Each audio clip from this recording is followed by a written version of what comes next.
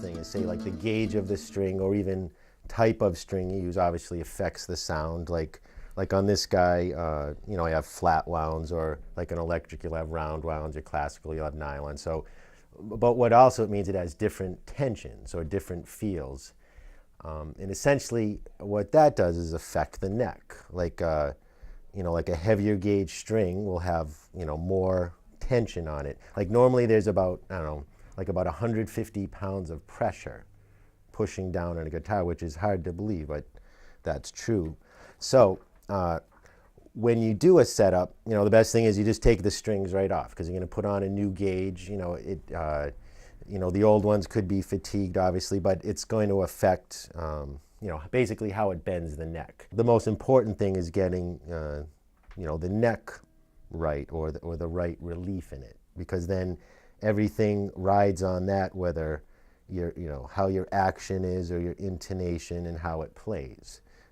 Like, because, you know, so for instance, now if, you know, very carefully, because I know there's not much room, but, you know, if you sight down, say, the edge of your neck, like, you know, it should have almost straight, maybe a little relief. If there's like a lot of relief, like almost like a bow, then like, oh, that's too much. Another way to do it, like, because I've worked with wood my whole life, and I've always been sighting things straight. But another trick you can do is, if you fret the string at the first fret and then at the 13th, and use that essentially like a straight edge, and then you sort of tap in between, and this should be, you know, a little relief, maybe like, you know, a 13th or a 16th of an inch. But essentially you're using your string as a straight edge. Yeah, and if there's like a lot of relief, then there's, you know, too much. It should just be, you know, just enough so the string isn't touching, almost, you know, like a 30-second or something. So now, you know, an easier way to do it, what I like to do is, you know, well, you put your straight edge on, and then you can see, like, this guitar actually, well, because I you know, I sort of beat on it, but it's like, you know, it's like all, like it, you know, the action's low, it's, you know, the neck is bowed, so that's why I brought it, because it needs a setup. But anyway, so then the next thing, but did that kind of make sense? You know, the whole neck thing, and really, because a lot of times what people do is like, they'll say, oh, I changed the strings. Well, what did you do? Well, I put on 13s. What'd you have before? 11. So now the neck's like, you know, because all that extra tension, and it really doesn't take much. And of course, like everything, every guitar is different. Like some guitars you can, well, I guess that brings me to the next thing, the truss rod. Have you guys heard about that? Or basically what it is, there's a rod in most guitars, like older guitars, they didn't do that.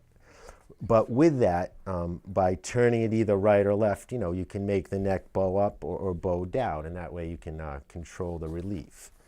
So then basically the next thing, you know, take the strings off.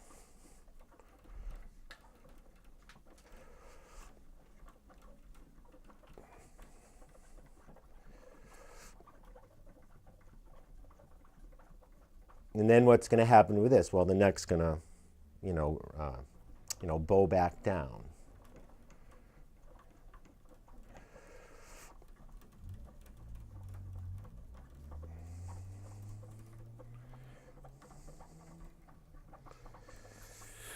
But anyways, and then too easy, I just cut them, because it's like, you know, it's easier.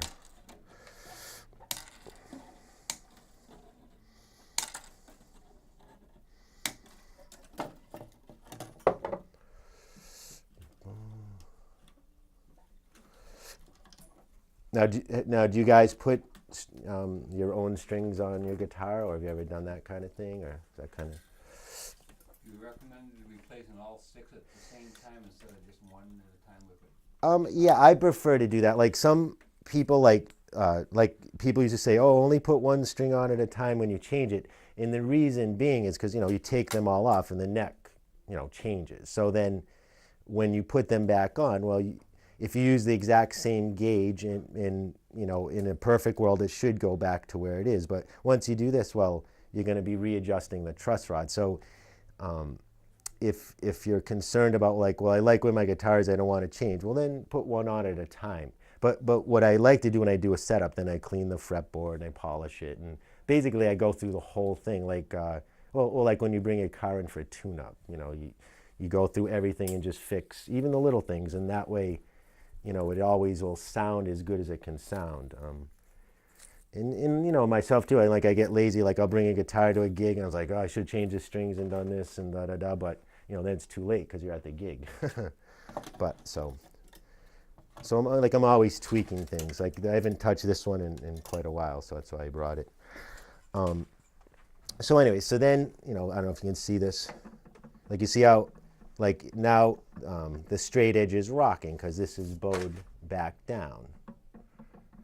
And actually, that's not necessarily a bad thing because, usually, you could put the neck straight, but when you put the strings on, it's going to bend. So in a way, you can like compensate or guess, go, well, I think, I think if I leave it, back bowed a little bit, then when I put it on, it should go back to where it's going to be. But, you still might have to adjust it, but that's, like the concept.